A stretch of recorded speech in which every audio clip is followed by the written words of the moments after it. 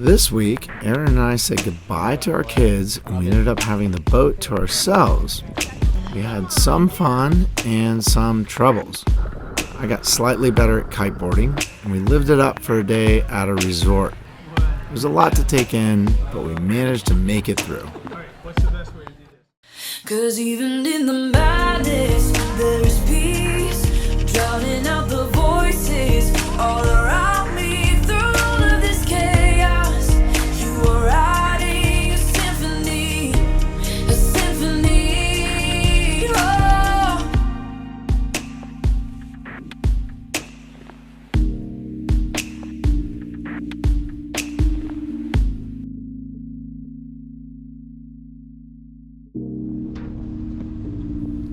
We've had our boat now for 5 months, and we've been sailing the Bahamas for 3 of those.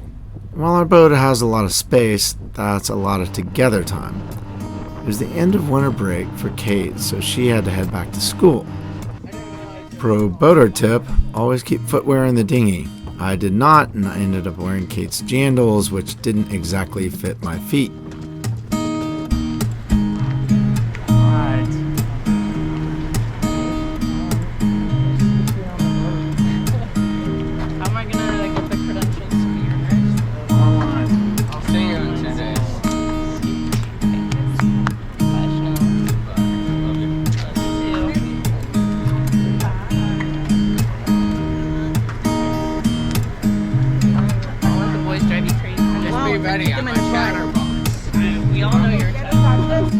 William was leaving the next day, so while we were in town, he got a COVID test for travel.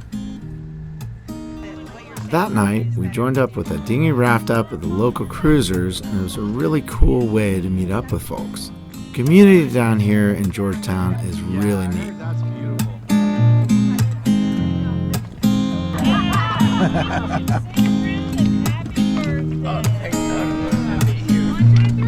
Happy birthday to you.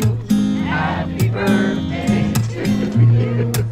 Happy birthday, dear Dad. The next day, we dropped William off for a plane ride home to go hang with his brother for a week.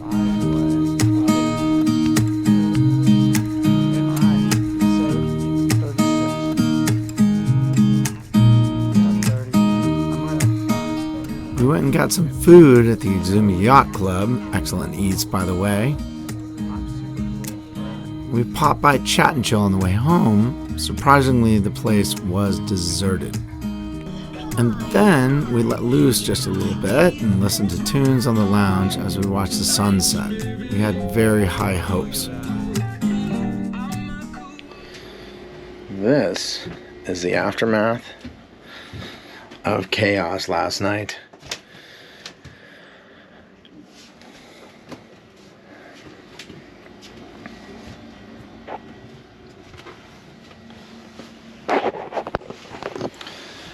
Our watermaker filters needed replacing. This is just something that you do as regular maintenance, and the system tells you what you need and when to do it. Our filters were indicating as low percentage, so I grabbed some filters and came in and went about replacing them. So there are 3 filters that you need to replace. There are 2 down underneath there, and then 1 here, that's charcoal filter. So all these are the same size canisters. You unscrew them, take them out, rinse out the housing, and then put a new filter in and screw it in, and then everything works great. In an abundance of caution, I left this all open when I put the filters back on and started making water. Water started filling up this tub. So the water maker is underneath the aft port bed. This is also where the fuel tanks are and the water heater for this side. So this is all inside of a tub, which doesn't drain down into the bilges. It collects in a reservoir down below there, and there's no bilge pump because you don't want to pump fuel out if you have a fuel leak. So salt water started going in here. I caught it early and was able to turn the water maker off. But it looked like one of the housings wasn't making a good seal. So I was thinking there's an O-ring in there. I must have pinched that, unscrewed it, looked at it, and I didn't pinch the O-ring, I lost the O-ring. I don't know why, but I was cleaning out the filter housings on the sugar scoop instead of in the sink, and I must have dropped the O-ring in the ocean. I'm gonna go look under the boat this afternoon when there's sunlight. So anyway, no O-ring. Further complicating things, I don't have an extra O-ring. I have extra hoses, I have extra filters, I have extra hose clamps, but no O-ring. So I went about trying to fashion a couple of different things and failed multiple times. This took hours last night. I tried to make one out of pipe thread. I tried to make one out of electrical tape. I figured that was gooey enough. Neither of those worked. What ended up working was I was thinking about what on the boat that I had that was of similar size to the O-ring, and I, like pretty much everybody else, has a million cables that don't go to anything. So I went digging through our cable box and grabbed an old USB cable, cut it to size, used some special tape to join it together, put it on, and it actually worked. So we can make water again. But now we have to change our plans. We were going to go to Mariah Key today, and I don't think we're going to do that. I think we need to go to town, go to the auto parts store. I think there's a chandlery in Georgetown as well, and see if they might have one of these O-rings. These are really standard filter housings. I would imagine somebody here has one of these. I'm going to ask on the cruiser's net this morning too, and see if anybody has one of those. So that was my night. That was our first night with no kids on the boat, just dealing with a problem of my own making. On the cruiser's net this morning, I mentioned that I was in need of one of these O-rings, and a couple of people chimed in. I went over to Kronos, which is a really, really cool boat, and they had an O-ring that this is it, and it's almost the right size, but not quite. So the original O-ring, this is from one of the other filters that I have, it was just a little bit too big there. But my buddy Tim over on Diving In said he might have something, so I went over, and sure enough, he has the O-ring. So I'm gonna go put this on and see if it works, but it looks like it's the exact same size. In case you're wondering what my hacky O-ring job looked like with the USB cable, this is it. USB cable and some tape that made that last seal there. No leaks. The mother of my grandchildren.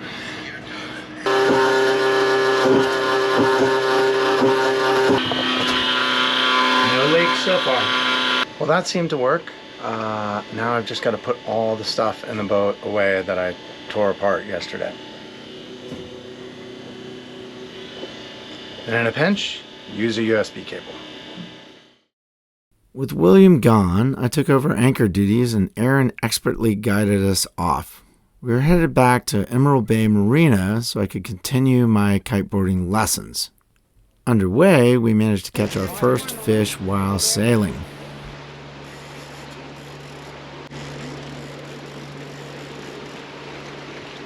It is a bear. Hey, you ready? Oh, the pliers are coming off. Yes, they do. Nice.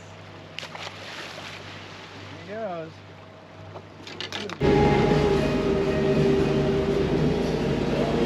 We got our first fish. Woohoo!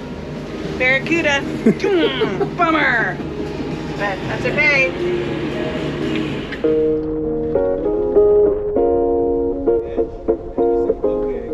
I lined up a couple of days of kiteboarding lessons because the wind was going to be quite strong. So Gary picked me up and we headed to Coca Plum Beach. My lessons at this point were really supervised practice. I knew all the things I was supposed to do, but I struggled all day trying to put them together. It really ended up being an entire day of just trying to get up on the board. Well, that was awesome. I got up, I kiteboarded. Really cool, walking back up the beach. Gary's driving the kite upwind, just because he hasn't been able to kite at all. And do it again.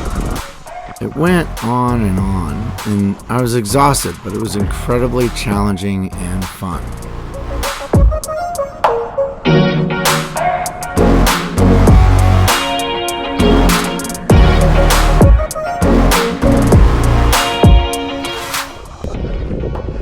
See what this, it's insanely fun. It's going to take a long time to get decent at it, but it's a cool thing to do. And it's wind and it's water and it's why we're out here. This is so badass. Can't put it into words, but if you ever get a chance to put some time in and learn this stuff, you should, because it's a ball.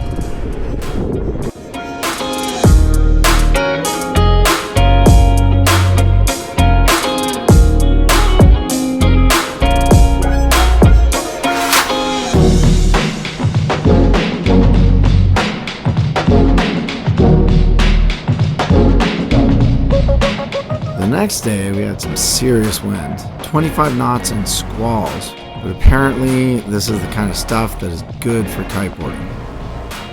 Every day I seemed to make progress, and this day I was able to get up and stay up. It was so stinking fun.